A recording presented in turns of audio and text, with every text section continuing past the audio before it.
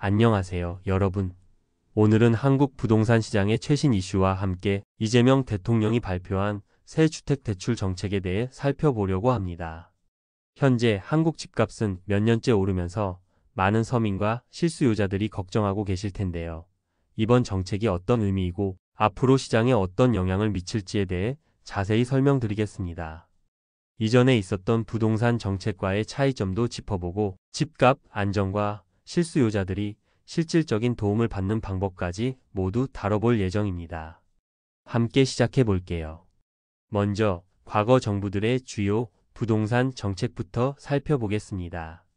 한국은 몇 년 전부터 가격 안정과 투기 억제를 위해 강도 높은 규제책을 펼쳐왔죠. 예를 들어 다주택자 양도소득세를 대폭 인상하거나 대출에 대한 LTV, DTI 규제를 강화했어요. 또 공공임대주택도 대폭 늘리면서 서민과 중산층의 주거 안정을 위해 공공주택 공급에 힘썼습니다. 하지만 이 정책들에도 한계가 있었어요. 시장 전체는 공급 부족, 수요 집중 현상으로 인해 가격이 계속 상승했고 일부 지역은 과열 양상을 보였습니다. 규제만으로는 부동산 가격을 제대로 잡기 어렵다는 한계가 드러난 셈이죠.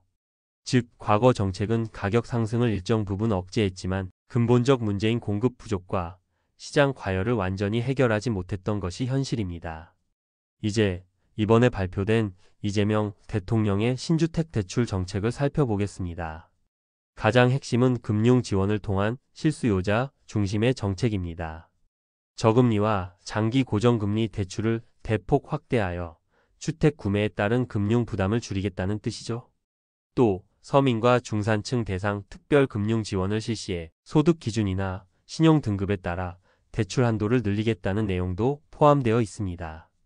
이 정책의 차별점은 과거 규제 위주의 정책과 달리 금융 접근성을 높여서 실수요자들이 보다 쉽게 집을 살 수 있도록 하는데 방점이 찍혔다는 점입니다.